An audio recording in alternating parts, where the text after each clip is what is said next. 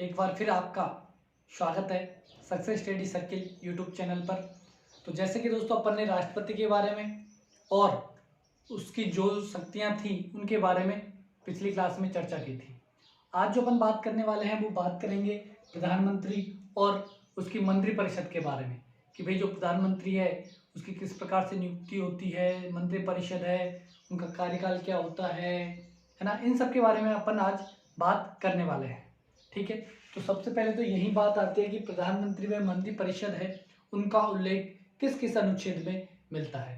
तो आप ध्यान देना, जो भी अपन प्रधानमंत्री के बारे में बात करेंगे वो बात करेंगे अनुच्छेद 74, अनुच्छेद 75 व अनुच्छेद 78। यानी कि ये जो तीनों अनुच्छेद है ना वो प्रधानमंत्री तो उसकी मंत्रिपरिषद से संबंधित है ना। तो इन चीज का आप ध्यान रखना कि अनुच्छेद कौन सा, एक तो 74वां, एक 75वां और एक 78वां। ये तीनों किससे संबंधित है? प्रधानमंत्री और उसकी मंत्रिपरिषद से। ठीक है, इनके बारे में अपन डिटेल से जानेंगे आज कि भाई 74 में क्या है, 75 में क्या है और 78 में क्या है। ठीक है, तो इनको एक एक पढ़ते हैं अपन। और सबसे पहले बात करते हैं अनुच्छेद नंबर 74 की। नहीं, सबसे पहले अपन बात करेंगे, वो बात करेंगे कौन से अनुच्छेद की? अनुच्छेद नंबर 74। ठीक है, तो भाई जो अनुच्छेद 74 है ना उसमें क्या है कि भाई जो राष्ट्रपति है वो अपनी जो कार्यपालिका शक्ति है ना, उनके कार्यपालक शक्ति के जो कार्य है उनको किस प्रकार से प्रयोग में कर लेता है या फिर किसके द्वारा जो राष्ट्रपति कार्यपालक का शक्ति है उसका उपयोग किया जाता है, इन सब के बारे में लिखा हुआ है। तो जो 74 है वो क्या कहता है कि भाई जो राष्ट्रपति है ना, कौन? राष्ट्रपति, और राष्ट्रपति की जो कार्यपालिका शक्ति है, कार्यपालिका जो शक्ति है उसका प्रयोग वह किस प्रकार करता है या फिर कार्यपालिका शक्ति की सहायता के लिए वो क्या गठित करता है?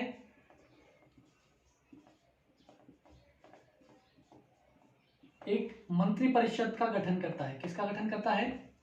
मंत्रिपरिषद का। किसका गठन करता है? मंत्रिपरिषद का। और ये जो मंत्रिपरिषद होती है ना, इसका अध्यक्ष कौन होता है? इस मंत्रिपरिषद का अध्यक्ष होता है कौन? प्रधानमंत्री। कौन? प्रधानमंत्री। तो ये चीज आप ध्यान रखना। अगर आपसे प्रश्न पूछ लिया जाए कि भाई प्रधानमंत्री है उसका उल्लेख संविधान में किया गया है अथवा नहीं, तो आपका आंसर क्या होना चाहिए? संविधान में उल्लेख है या नहीं है? कौन से अनुच्छेद में? अनुच्छेद नंबर 74। ठीक है, इस चीज का आप विशेष ध्यान रखना कि भाई राष्ट्रपति है उसकी जो कार्यपालिका शक्ति है ना उसकी सहायता के लिए वो एक मंत्रिपरिषद का गठन करता है और मंत्रिपरिषद का जो अध्यक्ष होता है उसको अपन क्या कहते हैं? प्रधानमंत्री। तो गठन किसने किया? राष्ट्रपति ने। तो इस चीज का भी आप ध्यान रखना।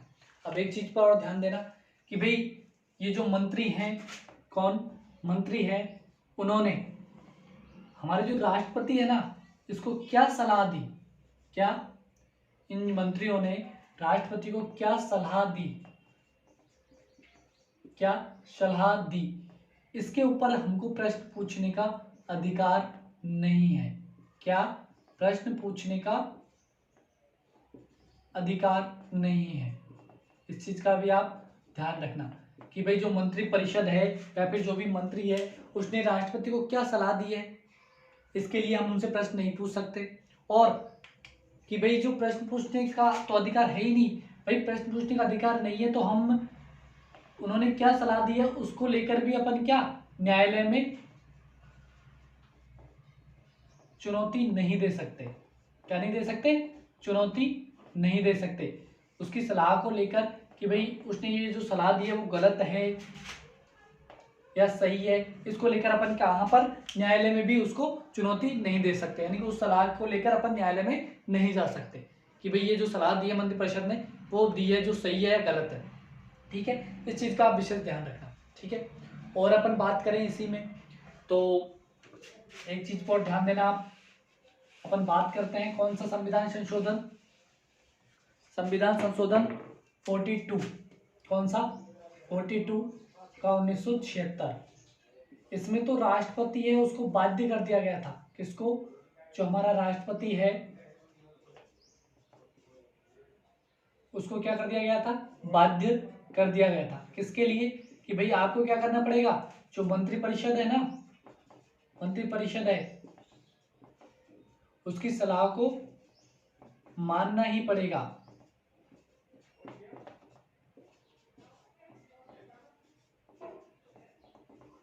इस चीज का आप ध्यान रखना कि भाई 42वां संशोधन 42वां संविधान संशोधन 1976 के द्वारा राष्ट्रपति को बाध्य कर दिया गया। किस कार्य के लिए? कि भाई जो मंत्रिपरिषद ने सलाह दी है उसको आपको माननी ही पड़ेगी। ठीक है। और एक और संविधान संशोधन हुआ, कौन सा? वो हुआ 44वां संविधान संशोधन 1978। इसमें क्या किया गया?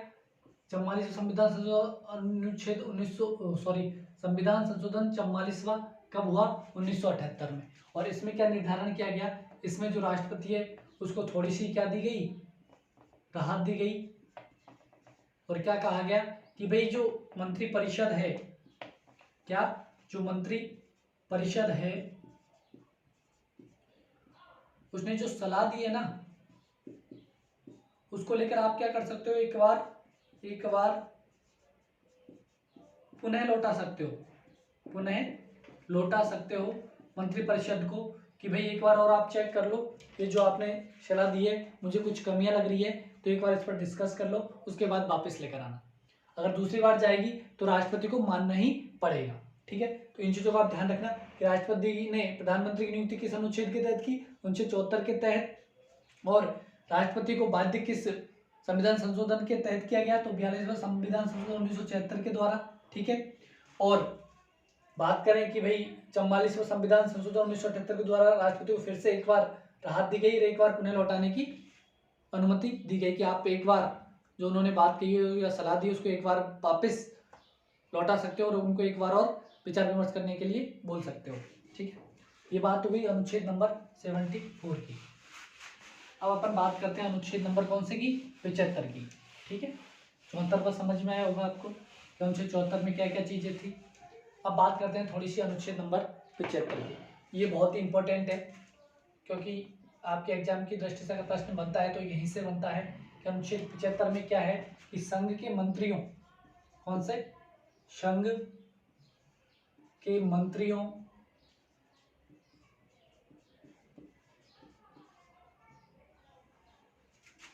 के संबंध में, संघ के मंत्रियों के संबंध में प्रावधान किया गया है। कौन सा अनुच्छेद में? अनुच्छेद नंबर 75 में। यानी कि 75 है जो किस संबंधित है? संघ के मंत्रियों के संबंध में है ना। उनसे संबंधित जो भी प्रावधान किए गए हैं वो अनुच्छेद 75 में किए गए हैं। और जो अनुच्छेद 75 है उसके कितने पार्ट है? उसके 6 पार्ट है। कितने? 6 पार्ट है। इन 6 को समझते हैं कौन कौन से पार्ट है? 6। सबसे पहला है अनुच्छेद 75 एक। कौन सा? 75 एक। इसमें किसका प्रावधान है? इसमें नियुक्ति से संबंधित प्रावधान है। किनकी नियुक्ति? मंत्रियों की नियुक्ति या फिर प्रधानमंत्री की नियुक्ति। ठीक है।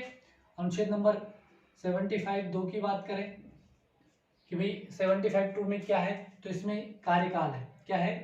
कार्यकाल, कार्यकाल है। ठीक है। किसका कार्यकाल? मंत्री व प्रधानमंत्री व मंत्रिपरिषद का। ठीक है। तीसरे नंबर पे अपन बात करें 75 3 में, तो 75 3 में क्या दिया गया है कि जो मंत्री है और प्रधानमंत्री को किसके प्रति उत्तरदायित्व रखेंगे? उत्तरदायित्व इसके संबंध में है। अनुच्छेद 75 4 की बात करें, कौन से की? 75 4 की। तो इसमें क्या? इसमें शपथ के बारे में बताया गया है। ठीक है। किसकी शपथ? वही मंत्रिपरिषद में प्रधानमंत्री की। ठीक है। अगले पॉइंट पर अपन बात करें 75 5 के बारे में, तो 75 5 में क्या है कि भाई कोई भी मंत्री है ना, वो 6 माह तक तो क्या कर सकता है कि बिना संसद की सदस्यता ग्रहण किए हुए मंत्री के पद पर रह सकता है, लेकिन 6 माह के अंदर ही उसको संसद की सदस्यता ग्रहण करनी पड़ेगी, नहीं तो वो मंत्री पद पर नहीं रह सकता। यानी कि क्या? 6 माह के अंदर उसको क्या करना पड़ेगा? संसद की सदस्यता ग्रहण करनी पड़ेगी, नहीं तो वो मंत्री पद से पदमुक्त हो जाएगा। ठीक है, मंत्री नहीं रहेगा। ठीक है, इसी प्रकार अपन अनुच्छेद 75(6) की बात करें तो 75(6) उसमें क्या है, जो मंत्री परिषद है और जो प्रधानमंत्री है उनके जो वेतन भत्ते हैं उनके बारे में बताया गया है। ठीक है, तो समझ में आए होंगे। छह जो अनुच्छेद हैं 75 के जो 6 पार्ट है उनके बारे में अपन एक एक के बारे में थोड़े अच्छे से बात करेंगे। लेकिन आपको ये पता होना चाहिए कि 6 किस किस से संबंधित है। तो पहला तो नियुक्ति से संबंधित है, दूसरा कार्यकाल से संबंधित है, तीसरा उत्तरदायित्व से संबंधित है, चौथा है वो शपथ से, पांचवा कि भाई कितने माह तक वो बिना संसद की सदस्यता ग्रहण किए हुए मंत्री के पद पर रह सकता है, और 6 पे बात करेंगे अपन वेतन भत्तों के बारे में। ठीक है, एक चीज और ध्यान रखना कि जो 75 है ना उसके एक के भी 2 पार्ट किए गए थे, और ये कब किए गए थे, 91वें संविधान संशोधन 2003 के तहत। कौन सा, 91वां संविधान संशोधन, डायरेक्ट लिख देता हूं मैं, 2003। और इसके तहत 2 चीजें की गई, 2 प्रावधान किए गए।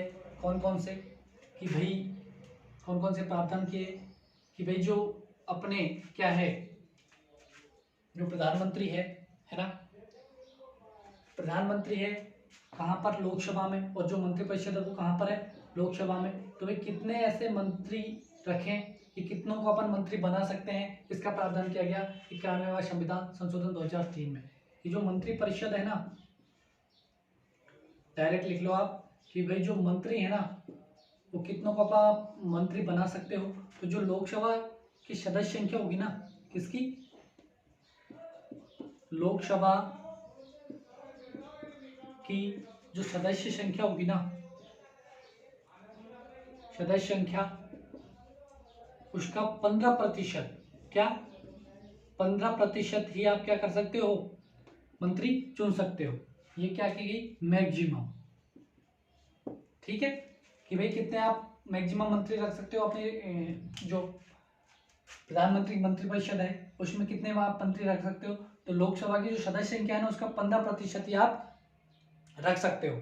ठीक है, और न्यूनतम की बात करें तो न्यूनतम का कोई, यानी कि मिनिमम की अपन बात करें तो मिनिमम का किसी प्रकार से कोई भी प्रावधान नहीं किया गया। ठीक है, दूसरे पॉइंट पे बात करें कि और क्या किया गया कि भाई जो दल बदल है, क्या दल बदल है, उसके आधार पर किसी मंत्री को अयोग्य घोषित कर दिया है, क्या अयोग्य घोषित कर दिया है, तो क्या कर दिया गया, अयोग्य घोषित कर दिया, तो वो कब तक दोबारा मंत्री नहीं बन सकता, जब तक कि वो सदस्य संसद है उसकी सदस्यता ग्रहण ना कर ले, ग्रहण ना कर ले तब तक क्या नहीं बन सकता, मंत्री नहीं बन सकता। ठीक है, इस चीज का आप ध्यान रखना। एक तो क्या प्रावधान किया गया 91वें संविधान संशोधन 2003 के द्वारा कि जो मंत्री है उनकी मैक्सिमम संख्या है उसको निर्धारित कर दिया, और मैक्सिमम संख्या कितनी रखी, लोकसभा की सदस्य संख्या है उसका 15%। ठीक है, ये भी आप ध्यान रखना कि भाई 15% कितना होती है। तो वर्तमान आपको ध्यान होगी कितनी है लोकसभा, निर्वाचित सदस्य संख्या करना है इसको, है ना, निर्वाचित। वर्तमान में से अपन देखें तो लोकसभा की सदस्य संख्या कितनी है, 552 है ना, 552 है। और वर्तमान की बात करें कि वर्तमान में कितने निर्वाचित हैं, तो वर्तमान में है 545। तो 545 से उसका 15% ही, कितना, 15% ही आप क्या रख सकते हो, लोकसभा में मंत्री रख सकते हो। ठीक है, इस चीज का ध्यान रखें। तो आगे बढ़ते हैं अपन और बात करते हैं किसकी, नियुक्ति से संबंधित। सबसे पहले अपन बात करते हैं नियुक्ति की, एक एक को समझा रहा हूं मैं, आप अच्छे से समझना कि भाई जो नियुक्ति है 75(1) में वो किस प्रकार से कही गई है कि भाई जो राष्ट्रपति है वो किसकी नियुक्ति करेगा, उसकी नियुक्ति, प्रधानमंत्री की नियुक्ति तो उसने 74 में कर दी। अब क्या करेगा, वो मंत्रियों की नियुक्ति करेगा, यानी कि मंत्रिपरिषद की नियुक्ति करेगा। लेकिन करेगा किसकी सलाह पर, वो करेगा राष्ट्रपति, वो प्रधानमंत्री की सलाह पर। ठीक है, तो इस चीज का ध्यान रखना, नियुक्ति किसकी सलाह पर, प्रधानमंत्री की सलाह पर वो करेगा। ठीक है, दूसरे नंबर पर बात करें अपन कार्यकाल की। ठीक है, तो जो कार्यकाल है ना वो किस पर निर्भर करता है? अगर मंत्री की अपन बात करें, किसकी कार्यकाल में अगर अपन मंत्री की बात करें कि भाई जो मंत्री है वो किसके पश्चात पर्यंत यानी किस पर निर्भर करेगा कि उसका कार्यकाल, तो मंत्री का कार्यकाल है ना, मंत्री का कार्यकाल किस पर निर्भर करता है? राष्ट्रपति पर निर्भर करता है। आपसे सीधा एग्जाम में प्रश्न पूछा जाएगा कि भाई जो मंत्री हैं उनका कार्यकाल किस पर निर्भर करता है, तो किस पर निर्भर करता है? राष्ट्रपति पर। वहां आपको ऑप्शन में लोकसभा में मिलेगा, लेकिन अगर मंत्री की बात आती है तो आपको क्या करना है? राष्ट्रपति करना है। ठीक है, अगला प्रश्न बनेगा आपका कि भाई जो मंत्री परिषद है, क्या मंत्री परिषद, उसका कार्यकाल, तो उसका कार्यकाल करेगा लोकसभा पर। किस पर? लोकसभा पर निर्भर करता है। किस पर निर्भर करता है? लोकसभा पर। लोकसभा पर क्यों निर्भर करता है? क्योंकि मंत्री परिषद है वो किस पर निर्भर है? लोकसभा पर, है ना। क्यों निर्भर है लोकसभा पर? क्योंकि जो मंत्री परिषद है उस कहाँ से बनते हैं? वो लोकसभा के सदस्य होते हैं, है ना। यहाँ पे मंत्री भी है, लेकिन मंत्री को तो कौन? राष्ट्रपति ही है, वो हटा भी सकता है उनको और नहीं भी हटा सकता। लेकिन जो मंत्री परिषद है ना वो किसके प्रति उत्तरदायित्व होगा? उसका लोकसभा के प्रति उत्तरदायित्व होगा। क्यों होगा? ध्यान देना कि भाई जो लोकसभा है उसमें सदस्य संख्या कितनी 545 है वर्तमान में, और 545 के 15% ही कौन होते हैं? मंत्री होते हैं, है ना। और जो मंत्री परिषद है उनको चुनता कौन है? लोकसभा के जो सदस्य है या फिर प्रधानमंत्री है उसकी सलाह पर कौन चुनता है? राष्ट्रपति चुनता है।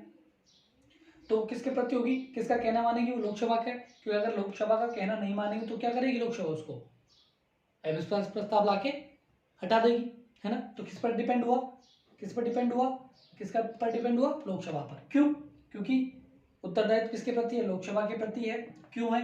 क्योंकि उनको चुनकर किसने भेजा है? लोकसभा ने भेजा है। और लोकसभा अगर चाहे तो मंत्रिपरिषद को हटा भी सकती है। कैसे हटाएगी? अविश्वास प्रस्ताव लाकर। अब आपके दिमाग में एक प्रश्न चल रहा होगा कि भाई ये जो अविश्वास प्रस्ताव है वो क्या है ना, कि भाई अविश्वास प्रस्ताव की बात की तो ये अविश्वास प्रस्ताव है क्या। तो ध्यान रखना कि जो अविश्वास प्रस्ताव है ना ये कौन लेकर आता है? तो ये जो लोकसभा है ना, लोकसभा के जो निर्वाचित सदस्य हैं उनमें से 50 सदस्य, कितने सदस्य? न्यूनतम 50 सदस्य लिखित में अगर दे दें कि हम क्या करना चाहते हैं? अविश्वास प्रस्ताव लाना चाहते हैं। ये कितने सदस्य? लोकसभा के 50 सदस्य लिखित में दे दें। कैसे? लिखित में। तो अविश्वास प्रस्ताव लाया जाएगा, है ना। 50 सदस्यों ने प्रस्ताव ला दिया, ठीक है। लेकिन ये प्रस्ताव पारित होगा कब? ऐसे थोड़ी इनके लाने से प्रस्ताव, वो अविश्वास प्रस्ताव है वो पारित हो जाएगा। 50 सदस्य तो किसके लिए चाहिए? सिर्फ अविश्वास प्रस्ताव लाने के लिए। लेकिन पारित की अगर अपन बात करें कि भाई ये पारित कब होगा, तो पारित के लिए आपको क्या करना पड़ेगा? जो लोकसभा है उसका बहुमत साबित करना होगा। क्या करना होगा? बहुमत साबित करना होगा। और बहुमत साबित करने के लिए क्या करना पड़ेगा? बहुमत का मतलब क्या है? कितने सदस्य हैं? 545 सदस्य थे, तो 545 का आधा प्लस एक ज्यादा। क्या? 545 का आधा प्लस एक ज्यादा, यानी 545 का आधा कितना होगा? लगभग 272, 272 और आधा होगा। लेकिन क्या है कि 545 पूर्णांक नहीं है तो अपन 273 मान लेते हैं। अगर 273 ने, कितनों ने? 273 ने इसके विपक्ष में मत रख दिए, प्रस्ताव है इसके मतलब जो 50 सदस्य वो अविश्वास प्रस्ताव लेकर आए थे उसकी तरफ अगर मत रख दिए 273 ने, तो क्या होगा? मंत्रिपरिषद को हटा दिया जाएगा। और मंत्रिपरिषद हटेगी तो क्या? पूरी लोकसभा क्या हो जाएगी? भंग हो जाएगी। ठीक है, तो इस चीज का आप विशेष ध्यान रखना कि भाई 50 सदस्य लाकर क्या कर सकते हैं? मंत्रिपरिषद को हटा सकते हैं। ठीक है, इस चीज को आप ध्यान रखना। ये तो बात हो गई किसकी? मंत्रिपरिषद के कार्यकाल की। अब बात करते हैं उत्तरदायित्व की। मैंने आपको बताया अभी कि भाई जो मंत्रिपरिषद है वो किसके प्रति उत्तरदायित्व रखेगी, मंत्रिपरिषद किसके प्रति उत्तरदायित्व रखेगी, तो ये रखेगी किसके प्रति, लोकसभा के, किसके, लोकसभा के। इस चीज का भी आप ध्यान रखना कि जो मंत्रिपरिषद है वो किसके प्रति उत्तरदायित्व रखती है, लोकसभा के प्रति। और ये लिखा गया है अनुच्छेद नंबर 75(3) में। सॉरी, यहाँ पे एक चीज और ध्यान रखना, मंत्रिपरिषद का तो यहाँ उल्लेख किया गया है लेकिन मंत्रियों का उल्लेख नहीं किया गया है। लेकिन आप ध्यान रखना, अगर मंत्री शब्द आता है तो मंत्री किसके प्रति उत्तरदायित्व रखेगा, वो राष्ट्रपति के प्रति उत्तरदायित्व रखेगा। इस चीज का आप ध्यान रखना। अब शपथ की बात करें तो शपथ का उल्लेख जो अपनी कौन सी अनुसूची, तीसरी अनुसूची में है शपथ वगैरह के बारे में, है ना। तो जो शपथ है ना वो उसी के आधार पर दिलाई जाएगी मंत्रियों को। और दिलाएगा कौन, शपथ दिलाएगा कौन, या तो राष्ट्रपति दिलाएगा, है ना, या फिर राष्ट्रपति द्वारा नामित व्यक्ति। ठीक है, राष्ट्रपति द्वारा नामित व्यक्ति शपथ दिलाएगा किनको, मंत्रिपरिषद को या फिर प्रधानमंत्री को। ठीक है, अब शपथ किस चीज की लेंगे, तो ये लेंगे जो अपना पद है उसकी और गोपनीयता की। ठीक है, शपथ की बात हो गई कि शपथ है उसका उल्लेख कौन से अनुच्छेद में है, अनुच्छेद नंबर 75(4) में। दिलाएगा कौन, राष्ट्रपति या फिर राष्ट्रपति द्वारा जो भी नामित किया गया व्यक्ति है वो। किस चीज की शपथ लेंगे, ये अपने पद की और गोपनीयता की। सॉरी, किसकी शपथ लेंगे, पद की और गोपनीयता की। ठीक है, ये बात शपथ की कर लिया अपन ने। अपन 75(5) की बात करते हैं। तो 75(5) में क्या है कि भाई सॉरी आज थोड़ी तबीयत ऐसी है। बात करते हैं 75(5) की। तो भाई 75(5) में क्या लिखा गया है कि भाई जो अनुच्छेद 75(5) है उसमें इस प्रकार का उल्लेख किया गया है कि भाई कोई भी मंत्री है ना, या फिर प्रधानमंत्री है, वो हमने चुन लिया, है ना, लेकिन वर्तमान में वो क्या है, किसी भी यानी कि जो हमारी संसद है उसका सदस्य नहीं है। यानी कि आप प्रधानमंत्री ले लो कि हमने प्रधानमंत्री चुना, क्या चुना, प्रधानमंत्री चुना, लेकिन जो चुना है ना हमने वो वर्तमान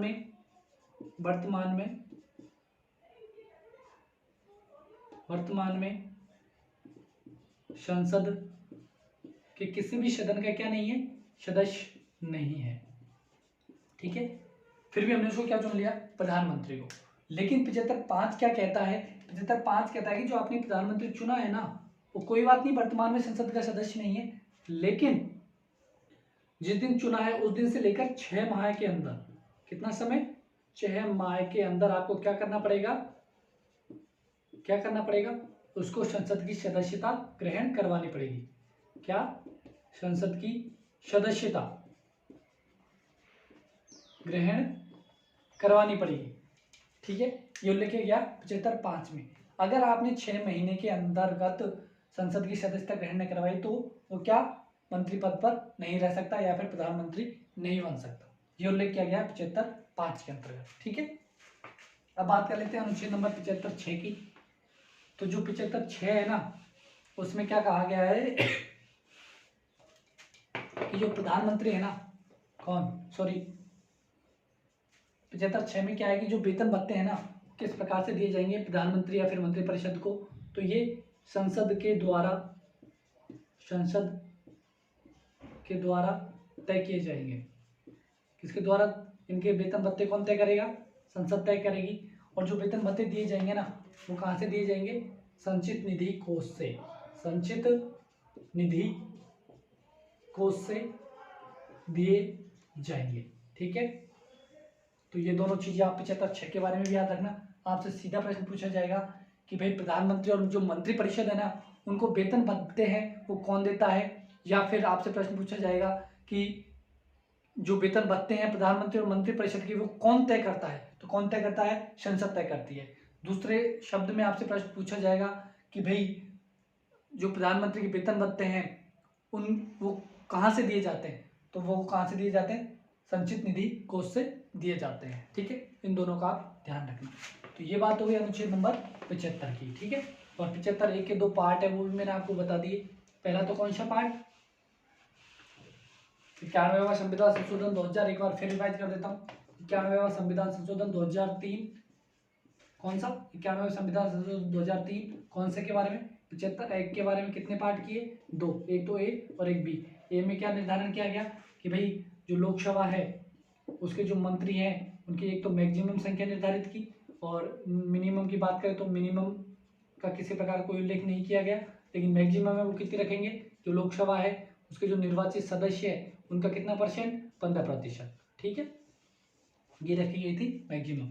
और बी में अपन ने बात की थी, तो बी में किसकी बात की थी, तो बी में भाई दल बदल से संबंधित बात की थी, ताकि किसी भी प्रकार से कोई मंत्री है उसको दल बदल के द्वारा अयोग्य घोषित कर दिया गया, अयोग्य घोषित कर दिया, तो वह जब तक मंत्री के पद पर नहीं आ सकता जब तक कि वो संसद की वापस से क्या सदस्यता ग्रहण ना करे। ठीक है, तो ये बात हुई अनुच्छेद 75 की, यानी कि जो भी मंत्री वगैरह है उनसे संबंधित जो भी प्रावधान है वो इसी के अंतर्गत किए गए हैं। बात करते हैं अनुच्छेद नंबर 78 की। कौन से की, अनुच्छेद नंबर 78 की। अपन को बात करनी है अनुच्छेद नंबर 78 की, तो ध्यान देना अनुच्छेद 78 में क्या है। तो इसमें कहा गया है कि भाई जो अनुच्छेद 78 है ना, इसमें क्या कहा गया है कि भाई जो प्रधानमंत्री है ना, कौन, प्रधानमंत्री, वो राष्ट्रपति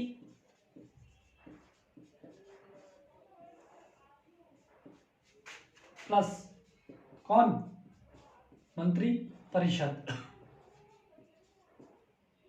दोनों के मध्य क्या काम करेगा, कड़ी का काम करेगा। किसका काम करेगा, कड़ी का कार्य करेगा। ठीक है, ये लिखा गया कौन सा अनुच्छेद में, अनुच्छेद नंबर 78 में। क्या लिखा गया कि प्रधानमंत्री है वो राष्ट्रपति और मंत्रिपरिषद के बीच में क्या कड़ी का कार्य करेगा। एक तरह से समझे आप कि जैसे शादी विवाहों में क्या होता है कि डायरेक्ट अपन दूसरी पार्टी से बात नहीं करते, उसके लिए क्या होता है सॉरी, शादी विवाह की अपन बात कर रहे थे कि भाई शादी विवाह में जब करते हैं तो दोनों जो पक्ष होते हैं यानी वर पक्ष और वधु पक्ष डायरेक्ट तो अपनी बात कर नहीं लेते, उसके लिए किसकी जरूरत पड़ती है, बिचौलिया की जरूरत पड़ती है। उसी प्रकार राष्ट्रपति और जो मंत्रिपरिषद है ना, उसके बिचौलिया का जो काम करता है ना, वो कौन करता है, प्रधानमंत्री काम करता है। कौन काम करता है, प्रधानमंत्री काम करता है बिचौलिया का काम। ये लिखा गया है अनुच्छेद 78 में, लेकिन बिचौलिया नहीं लिखा गया है, उसमें लिखा गया है कि प्रधानमंत्री है, राष्ट्रपति और जो मंत्रिपरिषद है उसके मध्य कड़ी का कार्य करता है। ठीक है, इसमें भी 3 पार्ट है, कौन कौन से, उनकी भी अपन एक एक की बात करेंगे। अपन बात करते हैं अनुच्छेद 78A की। कौन से की, 78A की। तो 78A में कहा गया है कि भाई जो प्रधानमंत्री है ना, वो प्रशासनिक व विधायी कार्यों की सूचना किसको देगा, राष्ट्रपति को देगा। कौन, प्रधानमंत्री कौन से, प्रशासनिक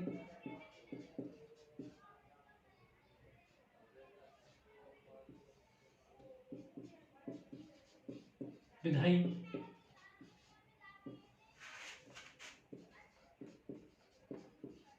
कार्यों की सूचना किसको देगा, राष्ट्रपति को।